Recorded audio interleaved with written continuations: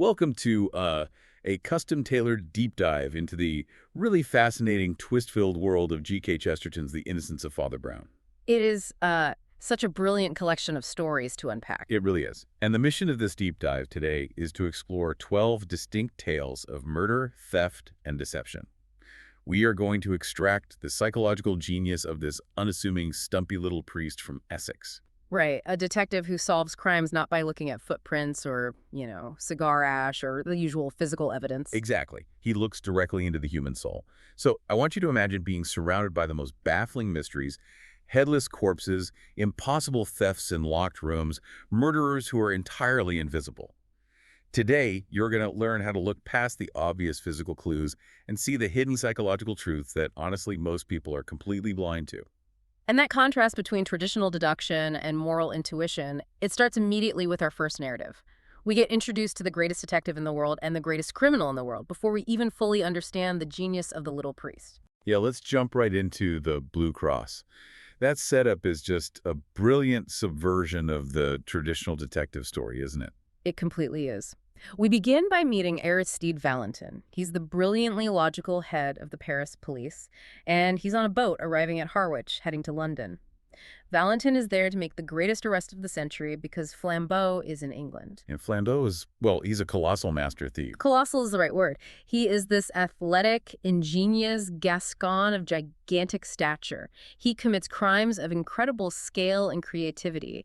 I mean, he once ran a fake dairy company just by moving people's milk cans around. That's hilarious. Right. At another time, he repainted all the numbers in a street at night just to lead a traveler into a trap. Valentin knows Flambeau is a master of disguise, but he cannot hide his massive height. The guy is well over 6 feet tall. So Valentin is on the train to London, and he's meticulously observing the passengers. Exactly. And among them is this short, dumpy Roman Catholic priest from a small Essex village named Father Brown. Valentin actually pities this man. He looks completely blind and helpless, dropping his shabby umbrella, not knowing which end of his ticket is which, and just foolishly telling everyone in the carriage that he has a real silver cross with blue stones wrapped up in his brown paper parcels. Valentin, who is this sharp, cynical French detective, he genuinely believes this little priest is just a sheep waiting to be sheared by the criminal underworld.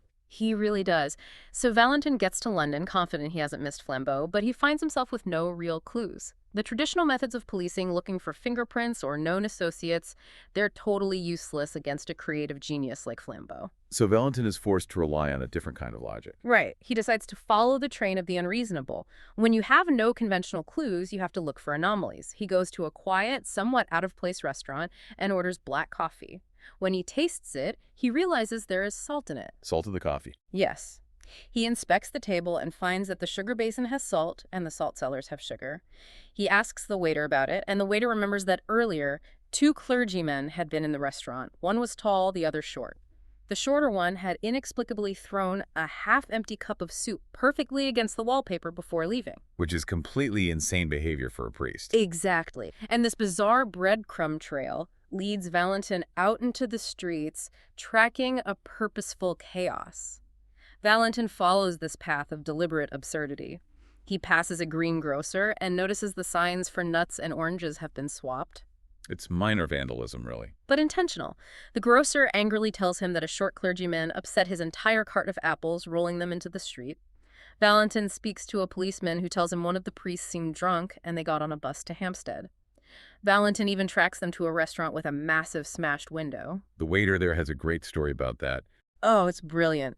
The waiter explains that the short priest paid an outrageously high bill, 14 shillings instead of 4, and when the waiter pointed out the overpayment, the priest simply said it would pay for the window he was about to break.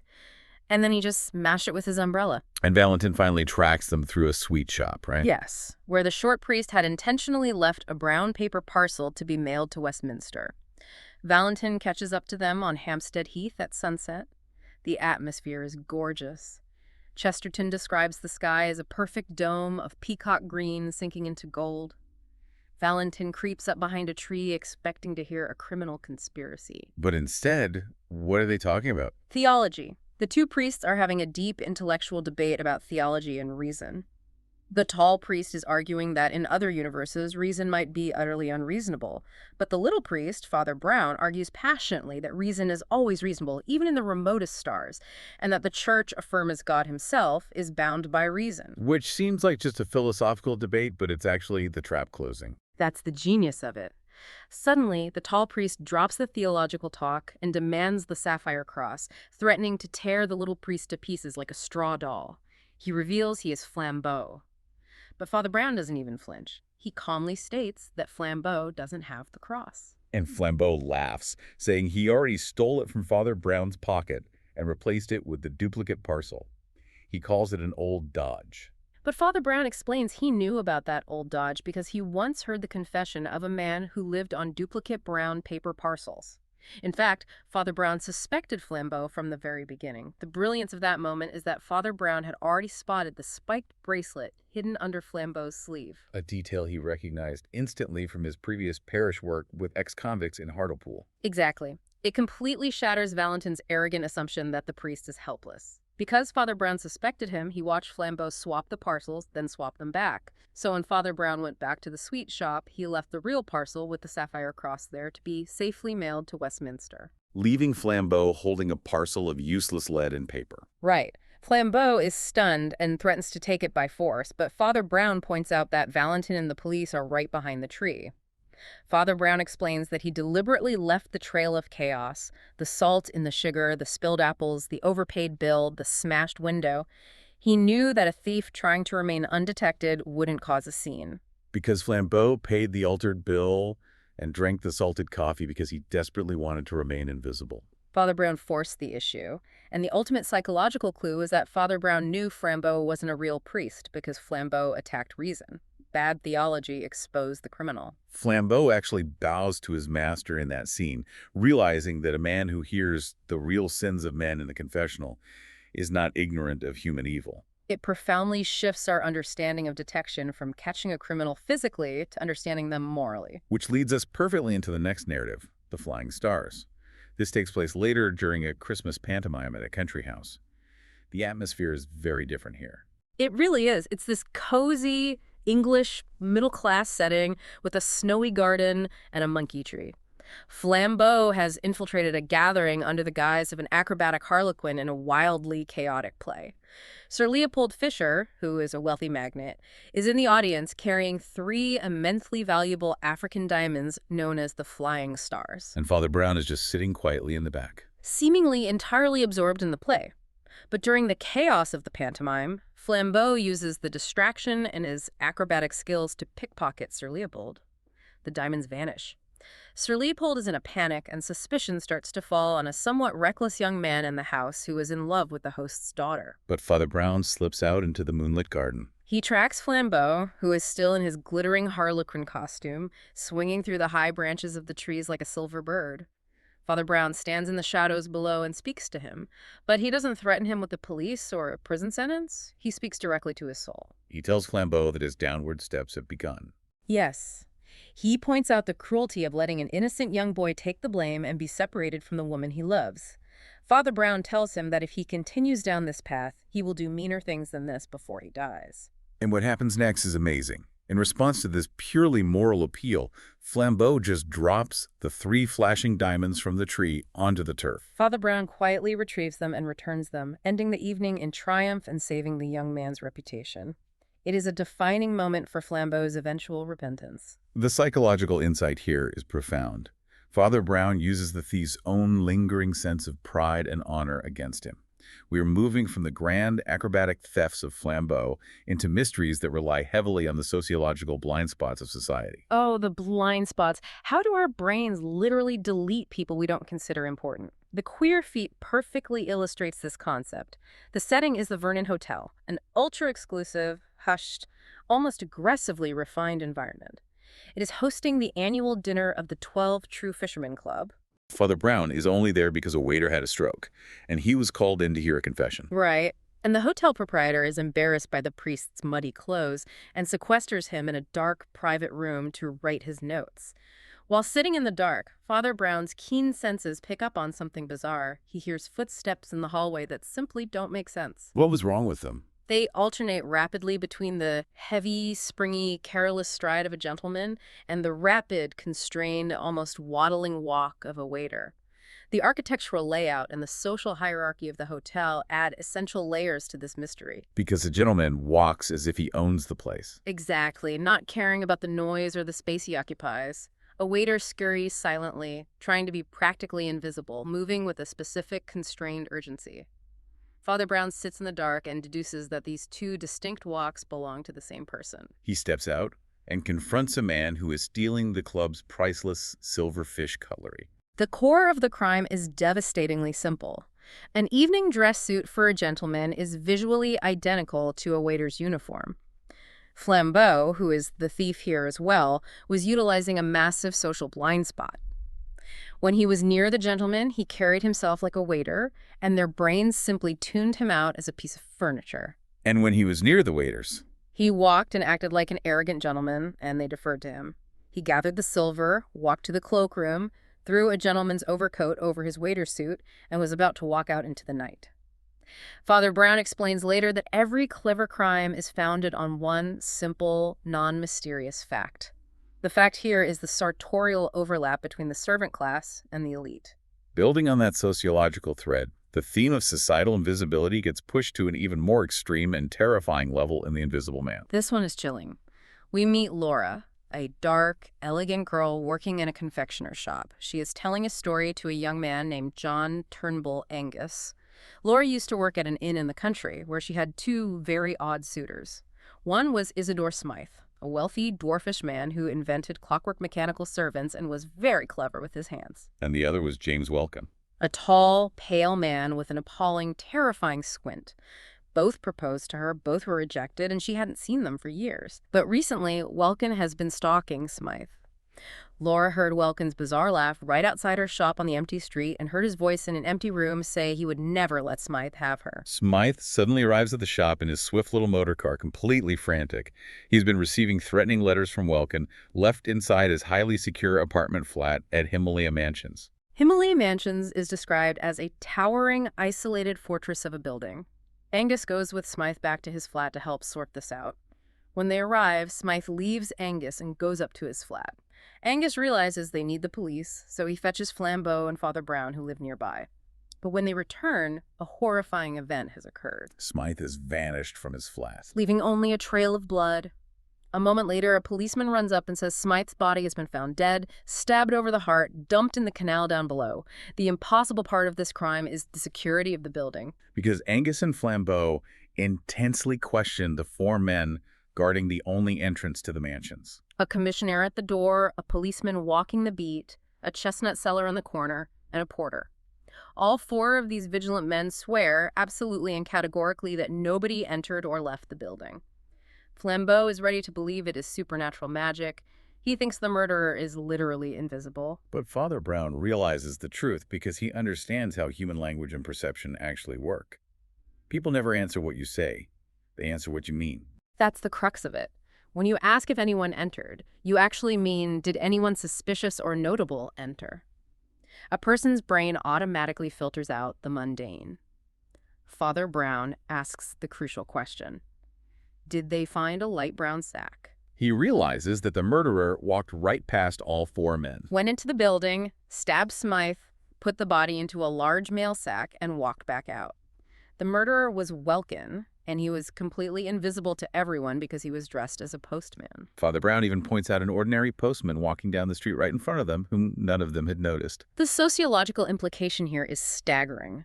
Chesterton was observing the total erasure of service workers from our conscious minds. Think about how that applies today to delivery drivers or gig workers. We see the uniform, not the person. That's a profound point. The physical environment shaping human psychology is a recurring theme that transitions perfectly into our next set of mysteries, starting with the Hammer of God. This narrative is a masterpiece of spatial deduction. It really is a masterpiece. We are in the steep village of Bohun Beacon. Colonel Norman Bohun, a violent, corrupt, and drunken aristocrat, is found dead in the blacksmith's yard right beneath the towering Gothic church. His skull has been completely shattered. It looks like the work of a giant, Naturally, suspicion falls on Simeon the blacksmith. who is huge, strong, and had a powerful motive because the colonel was pursuing his wife. But there is a glaring contradiction. The murder weapon isn't one of the blacksmith's massive hammers. It is a tiny, lightweight cobbler's hammer. The local doctor suggests a madman, someone with hysterical superhuman strength who just grabbed the nearest tool. But Father Brown is more interested in the victim's brother, the Reverend Wilfred Bowen. Wilfred is a devout, nervous man who spends all his time praying in the high galleries and the belfry of the church. Father Brown takes Wilfred up into the church tower. The architecture is described beautifully and terrifyingly. The dizzying perspective. Yes, the monstrous foreshortening, where things on the ground look like tiny insects. Father Brown points out that heights were made to be looked at, not looked from. He observes that one sees great things from the valley, but only small things from the peak. From up high, men look like insects, and it becomes dangerously easy to think of crushing them like insects. Father Brown reveals the truth to Wilfred. Wilfred was up on the high stone gallery, looking down. He saw his brother wearing his distinctive hat, standing far below in the blacksmith's yard. Disgusted by his brother's sins, Wilfred took the small cobbler's hammer he had in his pocket, leaned over the edge, and simply dropped it. Gravity did the rest. The immense height gave the tiny, lightweight hammer the shattering force of a thunderbolt. Wilfred's spatial hierarchy became a spiritual hierarchy. His literal position above the rest of humanity fostered a spiritual arrogance that led him to commit murder. He appointed himself the Hammer of God. Father Brown doesn't turn him over to the police, does he? No, he seals the knowledge under the seal of confession and tells Wilfred to go and give himself up, which he eventually does. The physical height literally dictates the psychological detachment required to kill. We see a similar vertical logic combined with a tragic manipulation in The Eye of Apollo. We are at a new pile of flats facing Westminster Abbey. On the top floor is a man calling himself Kellon. He's a fraudulent prophet who worships the sun and claims disease doesn't exist. He has a massive symbol of an open eye on his balcony. Right below his flat is a typewriting office run by two sisters. Pauline Stacy, a wealthy, strict heiress, and her quieter sister, Joan. Kellon is chanting to the sun on his balcony for the whole street to see. Hundreds of people, including Flambeau and Father Brown, are watching him in the street below. He is in the middle of his loud, mesmerizing solar litany when suddenly there's a crash and a scream. Pauline Stacy has fallen down the empty elevator shaft to her death. Kellon seems to have the perfect alibi. He was on the balcony in full view of a crowd the entire time. Joan Stacy claims she was up in Kellon's office arranging paperwork. The police are baffled. But Father Brown notices that Kellon is entirely too calm, almost expecting the crash. He also realizes the horrifying truth about Pauline Stacy. She was blind. Kellon knew she was writing her will to leave her vast fortune to him. He brought the silent elevator up to her floor, opened the door, and cheerfully called out to her that the lift was waiting. Then he pressed the button, sending the elevator up to his own floor, and walked out onto his balcony to pray. So Pauline, finishing her work, walked blindly out to the landing and stepped into the empty void. It is a murder of sickening simplicity, relying entirely on the victim's sensory deficit and trust. But the mystery deepens because Kellon did not get the money. The second crime was committed by the sister, Joan. Joan knew what Kellon was doing, or at least suspected his influence over her sister. While Pauline was falling to her death, Joan was in the office stealing the newly written will. She took it and hid it, ensuring she inherited the money instead. The utilitarian morality of this situation is incredibly bleak. The author of the larger crime, Kellon, was thwarted by the author of the smaller crime, Joan. Kellon committed a complex, premeditated murder for absolutely nothing. The clash of two distinct criminal intents in the same vertical space is a hallmark of Chesterton's intricate plotting. We transition from the bleak architecture of the city to the outright bizarre and almost supernatural aesthetics of our next grouping. Father Brown often walks into crime scenes that seem to defy reality altogether. The sheer, morbid nightmare they find at Glengyle Castle in honor of Israel Gow is the perfect example. Oh, this one feels so gothic. Father Brown, Flambeau, and Inspector Craven are investigating the late Earl of Glengyle at his gloomy, isolated Scottish castle. The Earl was the last of a mad, violent, and secretive bloodline. The castle feels infused with a dreamy devilry. When the investigators search the place, they don't find a normal crime scene. They find random heaps of loose snuff. They find microscopic steel springs and tiny clockwork gears. They find 25 wax candles, but absolutely no candlesticks. And most chillingly, they find ancient, beautifully illuminated religious manuscripts where the name of God and the halos around the saints have been meticulously cut out. Craven immediately assumes it is the work of a black magic cult. Flambeau is completely bewildered by the seemingly unconnected items. Father Brown suggests that they dig up the Earl's grave on the hill. When they pry open the coffin, they find the Earl's skeleton is perfectly intact, except for one glaring detail. His skull is missing. A headless skeleton, loose snuff, clockwork gears, and missing halos. The genius of Father Brown is realizing that the truth isn't magical, it is driven by a bizarre, hyper-literal sense of honor. The only other person at the castle is Israel Gow. The deaf, fiercely honest, and extremely literal gardener. Father Brown talks to Gow and uncovers a narrative rooted in Calvinist theology intersecting with strict contractual law. The late Earl had promised Gow that upon his death, Gow would receive all the gold he possessed as payment for his years of service. Gow, possessing a terrifyingly strict conscience, decided to take exactly the gold and absolutely nothing else. The seemingly chaotic clues fall into perfect logical order. Gow took the gold snuff boxes, which is why the loose snuff was left in piles. He took the gold watch casings, leaving the tiny steel gears behind. He took the gold candlesticks, leaving the bare wax candles. He carefully cut out the gold leaf used for the halos and the illuminated name of God in the religious manuscripts. And finally, he dug up the corpse, not for any satanic ritual, but to take the Earl's gold teeth. He took the skull to extract the gold and fully planned to put the skull back once he was finished. The crime scene looked like an incomprehensible nightmare, but it was actually the result of a hyper-literal obedience to a contract. The bizarre aesthetic is a byproduct of human eccentricity, not the supernatural. We see a similarly weird aesthetic, though dealing more with the forgery of a narrative in the wrong shape. We find ourselves at the house of a frail, eccentric poet named Leonard Quinton. The atmosphere is tense and oppressive. There is an unnerving Indian faker dressed in white, staring silently through the conservatory glass, repeating that he wants nothing. Quinton's physician, Dr. Harris, is hovering around. A storm is brewing. Suddenly they hear a cry, and Quentin is found dead in his study, stabbed with a strange, crooked oriental dagger. Beside him on the table is a piece of paper with a confession of suicide. Dr. Harris certainly wants everyone to think it is an open and shut case. The man killed himself and left a note. But Father Brown holds the suicide note up to the light and notices something chilling. The paper is the wrong shape. It isn't a perfect square or rectangle. One of the corners has been deliberately snipped off with a pair of scissors. Dr. Harris tries to brush it off, pointing out that Quentin had a quirky habit of cutting the corners off all his writing paper. He points to a stack of unused paper that all have their corners snipped.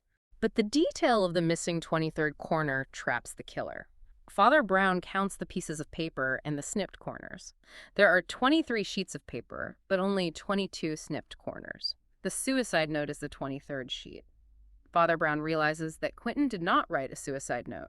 Dr. Harris, who wanted to murder Quentin, needed a suicide note to cover his tracks. He went through Quentin's old correspondence and found an innocent note Quentin had written to him previously, perhaps, about a medical issue, saying something like he must end it all, referring to his pain or treatment. Dr. Harris took this old note to use as the forgery. But because it was an old, normal piece of paper, it didn't match Quentin's current eccentric habit. So Dr. Harris hastily took a pair of nail scissors and snipped the corner off himself to make it look like Quentin's current stationery. A forced snip doesn't match a natural habit, and Father Brown saw the twisted, complex track of a murderer trying to fake a simple suicide. The manipulation of narratives brings us to a darker thematic grouping. It is not just about bizarre clues. It is about how powerful men manipulate entire systems and innocent people to cover up their crimes. Power corrupts the narrative itself. The Secret Garden brings us back to Aristide Valentin, The brilliant Paris police chief from the first story. Valentin is hosting a dinner party in his Parisian walled garden. The architecture is crucial here as well. There is absolutely no way in or out of the garden except through the front door, which is heavily guarded by his trusted servant. The walls are high and spiked. Yet, during the evening, the guests discover a corpse in the garden. It is a completely unidentifiable, tall, broad-shouldered man, and his head has been cleanly severed from his body. The doctor examines the body and confirms the beheading took immense force, likely from a cavalry saber. Valentin takes charge, locking down the house. But the mystery deepens when a second severed head is found in the river, just outside the garden walls. Father Brown, who is a guest at the party, pieces together the horrifying truth. The murdered man is Julius K. Brain, an American multimillionaire who was also a guest. Brain was considering donating his vast fortune to the Catholic Church. Valentin is described as a militant, fanatic atheist. He decided to murder Brain to prevent the church from getting the money. He lured Brain into the garden and beheaded him with a saber. But Valentin knew he couldn't hide the body immediately. He needed to buy time and confuse the investigation. He weaponized his authority as the police chief. He threw Brain's severed head over the high wall into the river. Then he took the severed head of an executed criminal, Louis Becker, who had been guillotined that very day in Paris, and placed it next to Brain's decapitated body in the dark grass. When the guests found the body, they saw the stranger's face and assumed it was an unknown intruder. Valentin literally used the machinery of the state execution system to cover up a murder. When Father Brown exposes the truth, Valentin commits suicide in his study. The sheer scale of that manipulation is terrifying. We see another incredibly cold-blooded orchestration of identity in the sins of Prince Saradine. Father Brown and Flambeau are on a sailing holiday and visit the beautiful, isolated Norfolk Island home of Prince Saradine. The house is full of long mirrors, creating an illusion of multiple identities, which serves as a brilliant visual metaphor for the impending deception. They meet a quiet, dignified man acting as the butler, Paul, and the prince himself, who seems nervous and slightly theatrical. Suddenly, a Sicilian assassin named Antonelli arrives by boat. He has come to avenge his father, who was murdered by Prince Saradine years ago in Italy. Antonelli challenges the prince to a duel to the death. The prince accepts, fights the duel, but is outmatched and killed by the Sicilian. However, Father Brown feels that the whole atmosphere was staged like a dark charade. Father Brown realizes the horrifying truth. The man who was just killed was not Prince Saradine. It was his younger brother, Stephen. Stephen had discovered the truth about the Sicilian murder and had been blackmailing the real Prince Paul for years, draining his fortune. The real Prince Paul knew the assassin was coming. He invited his blackmailing brother Stephen to the island, offering him his luxurious lifestyle and title, saying he was retiring. Stephen greedily accepted and took on the persona of the prince. The real Prince Paul shaved his beard and posed as the unassuming butler. When the assassin arrived, he killed the man he thought was the prince. The real prince stood by, watched his blackmailer get killed by his old enemy, and then calmly called the police to arrest the assassin for murder. He solved two massive problems with one incredibly complex trap, rewriting the narrative of his own life to escape justice. That level of diabolical self-preservation reaches its absolute zenith in The Sign of the Broken Sword. This is perhaps Chesterton's most profound critique of unquestioned historical narratives. Father Brown and Flambeau are walking through a frozen, bitter winter landscape, discussing the legendary English war hero, General Sir Arthur St. Clair. There are statues and memorials to St. Clair everywhere. The popular history states that during a military campaign in Brazil, St. Clair bravely but inexplicably led his troops into a doomed suicidal charge across a river, resulting in a massacre where he fought to the death with a broken sword. The psychological mystery is why a genius tactician would lead a charge he knew was absolutely hopeless. Flambeau suggests madness, but Father Brown reveals a truth rooted in staggering vanity and treason. Father Brown asks a chilling riddle. Where does a wise man hide a pebble? On the beach. Where does a wise man hide a leaf? In a forest. Where does a wise man hide a dead body? In a field of dead bodies. General St. Clair was deeply corrupt and was secretly taking massive bribes from the enemy. A fellow officer, the grim and honest Major Murray, discovered the treason. Murray confronted St. Clair near the river, threatening him with a court-martial. In a panic to silence him, St. Clair drew his sword and murdered Major Murray. But St. Clair was now stuck with a murdered British officer in his own camp. An investigation would uncover everything. To hide the single murdered body of Major Murray, St. Clair deliberately ordered his entire regiment into a hopeless, suicidal attack against the enemy lines. He sent hundreds of his own innocent men to be slaughtered, simply to create a field of corpses where he could hide the one body that proved his guilt. He was captured and hanged by the enemy. But the British public, ignorant of the truth, memorialized him as a fallen hero. He massacred his own men to hide a single crime. The emotional weight of these grand, sprawling crimes of power provides a stark contrast to our final narrative, the three tools of death. The story flips the script on everything we have explored so far. The victim is Sir Aaron Armstrong, a massively famous, relentlessly cheerful philanthropist. He's a strict teetotaler, known for his optimistic speeches and bursting health. He is found dead outside his high attic window, having crashed to the ground. When the police enter the attic, they find a scene of horrific violence. There is a large pool of blood, a bloody knife, an emptied revolver, a smashed whiskey bottle, and a length of rope. It looks like a brutal struggle with a ruthless murderer. The suspects quickly pile up. Sir Aaron's burly secretary, Patrick Royce, confesses to the murder. But he only confesses because he is trying to protect Alice, Sir Aaron's fragile daughter. Because moments after the death, Alice was found fainting on the floor with the bloody knife in her hand. The police are ready to arrest Royce, assuming a conspiracy. But Father Brown looks at the blood, the weapons, and the psychology of the cheerful old man and sees a tragic misunderstanding. Father Brown tells the police that none of the three tools, the knife, the gun, or the rope, were used to kill Sir Aaron. They were used in a desperate attempt to save him. The core of the tragedy is Sir Aaron himself. His public cheerfulness was a lie. He had secretly relapsed into severe alcoholism. The contrast between his public persona of perfect optimism and his private despair drove him completely mad. He became a suicidal maniac. On that morning, in a drunken frenzy, he tried to kill himself. Royce rushed into the room to find Armstrong trying to shoot himself. Royce snatched the revolver and, having no time to unload it, fired all the bullets into the floor to empty it. Armstrong then grabbed the knife. Royce managed to throw the knife away onto the mat. Armstrong then ran for the window to jump.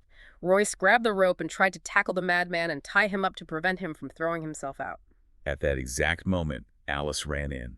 She saw the massive secretary struggling with her father, attempting to bind him with a rope. She completely misunderstood the chaotic scene. She thought Royce was attacking her father. She grabbed the discarded knife and heroically slashed at the rope to free him, accidentally cutting Royce's knuckles, which caused the blood on the scene. But the horrific irony is that by cutting the rope, she freed the suicidal madman. Once free, Sir Aaron immediately lunged through the window and plunged to his death. It was a chaotic, horrific tragedy born entirely out of desperate attempts by two people to save a life, compounded by a terrible visual misunderstanding. Father Brown ensures that Alice doesn't learn she accidentally facilitated her father's suicide, saving her from a lifetime of crushing guilt. It is a profound testament to Father Brown's deep compassion and his understanding of the fragile human condition. We've traveled through London hotels, Gothic churches, walled gardens, and Brazilian battlefields. We have explored crimes rooted in societal class, spiritual vanity, hyperliteralism, and the sheer corrupting nature of absolute power. Through it all, the core theme remains undeniable. Father Brown solves mysteries not by examining cigar ash or footprints, but by understanding human vanity, fear, arrogance, and routine. He knows evil because he listens to the sins of men in the dark confessional. Chesterton is ultimately telling us that the most profound mysteries are not locked rooms. They are the depths of the human heart. The physical clues are merely the aftershocks of a psychological earthquake. If you understand the mind, the physical evidence will inevitably fall into its proper place. Think about the people you pass every single day. If a mystery unfolded right in front of you, would you be looking at the obvious clues on the ground? Or would you miss the truth entirely because it was disguised as something perfectly ordinary like a postman delivering the mail or a waiter clearing a table? Are you seeing the world as it truly is, or only the parts your brain has decided are important enough to notice? Thank you for joining us on this deep dive into the shadows of human nature. We will see you next time.